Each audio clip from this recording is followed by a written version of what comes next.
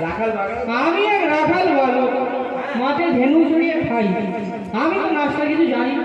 জানো না? বলে ধেনু চড়িয়ে বেড়ায়, গরু চড়িয়ে বেড়ায়, আমি তো নাচিনি গো।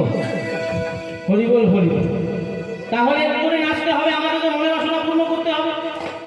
তখন গোবিন্দ বলছে, বেশ নাচতে পারি, তবে তোমাদের মধ্যে একজন যদি কেউ নিচে দেখে, যদি তোমাদের মধ্যে যদি কেউ নিচে দেখে আমি তাহলে নাচবো। বলে বেশ। ললিতা বলতে লাগলেন, তাহলে কে নাচবে কে নাচবে? কে নাচবো? আরে কে নাচবে? কেউ আসবে দেখো। হ্যাঁ, কে নাচবে গো? এমন সময় ললিতা দেখতে দেখতে হঠাৎ চলে এলো। কোথায় গো? এই শোনো গোবিন্দ, আমাদের রাধারানী নাচবে।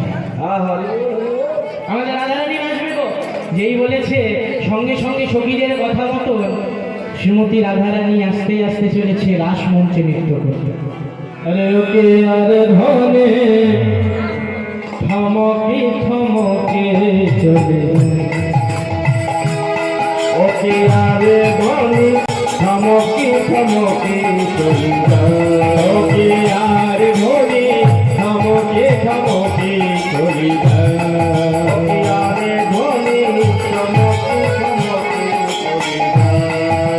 চলে যায় চলে যায় চলে যায়, আরে চলে যায় চলে যায় চলে যায় চলে যায় চলে যায় চলে যায় চলে যায় চলে যায় চলে যায় চলে যায় চলে যায় চলে যায়, আরে ধনে থমকে থমকে চলে, ওকে আরে ধনে থমকে থমকে চলে যায়, ওকে আরে ধনে থমকে থমকে চলে যায়।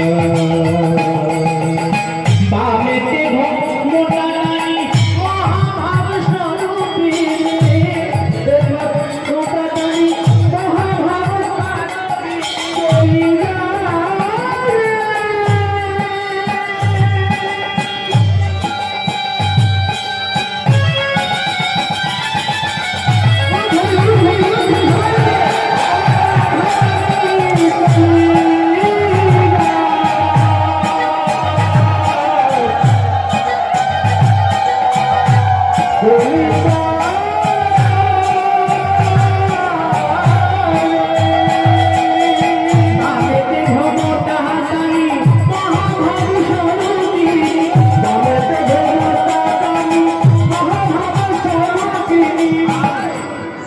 ধনী আরে নয়নে তেরে তেরে চলে বাবুকা, নয়নে তেরে তেরে চলে বাবুকা, ধনী আরে নয়নে তেরে তেরে,